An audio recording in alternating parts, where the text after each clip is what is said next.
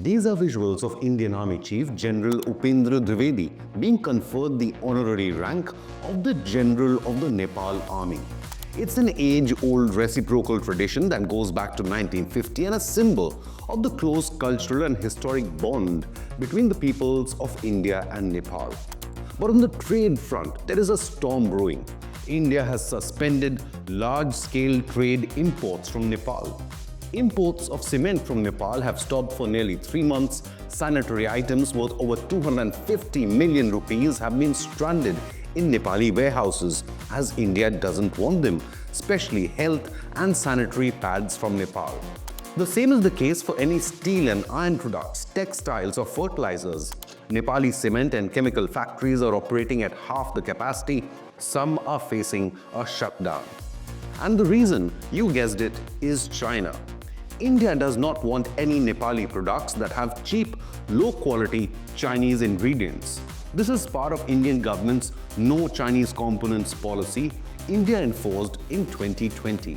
Since Nepali manufacturers have violated this non-negotiable Indian government diktat, their export industry has massively taken a hit. After all, India accounts for nearly 2/3 of Nepali global exports. So why would Nepali traders violate this Indian mandate? In 2020, after the Galwan Valley clashes, the Indian government imposed this stringent no Chinese component policy for any imports coming from neighboring nations. Now this includes Nepal, Bangladesh and Sri Lanka, among others. Meanwhile, imports from Pakistan have fallen to zero as India does not want to import anything at all from Islamabad. The no Chinese component policy was part of a series of measures including restrictions on Chinese FDI, direct flights and visas, as well as a ban on over 200 Chinese mobile apps in India. The policy has been in place to protect Indian manufacturers from cheap or low-quality Chinese imports. But now, Nepali manufacturers are feeling the brunt. Accounting for 71.9% of Nepal's exports, India is Nepal's largest trading partner. The country exported goods worth 103.18 billion rupees in the last fiscal year.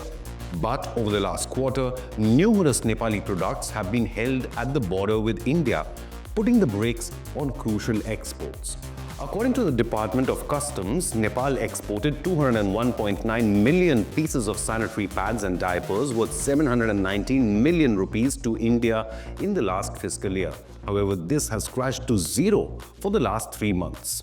Imports from cement producers including Rupandehi, Agrakanchi, Sarbottam and Palpa have come to a complete halt for more than 2 months.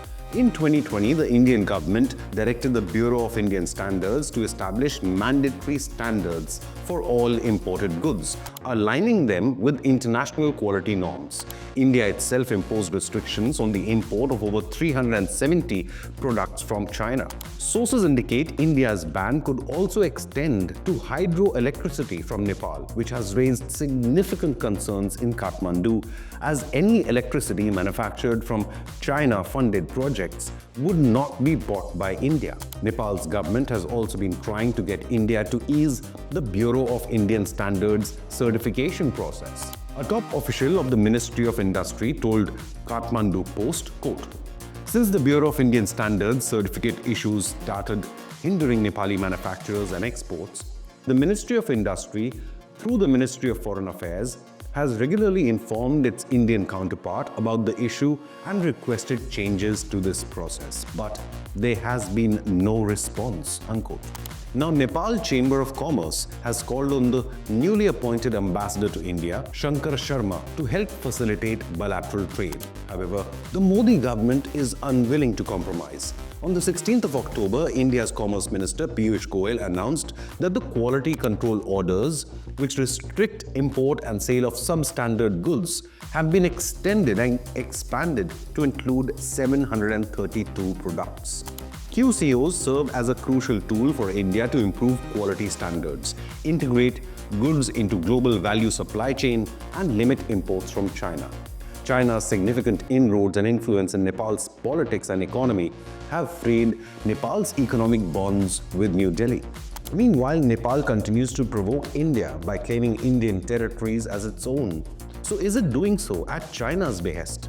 India remains the largest source of FDI into Nepal, amounting 88.59 billion Nepali rupees, while Chinese FDI in Nepal is about a third of this at 33.4 billion Nepali rupees. India accounts for nearly one-third of all FDI into Nepal and two-thirds of all Nepali exports. So it begs the question, what is stopping Nepali manufacturers to meet the quality standards enforced by India? Meanwhile, China has been investing heavily in Nepal's infrastructure, especially hydropower, leading to the country's growing reliance on Chinese funding and financing.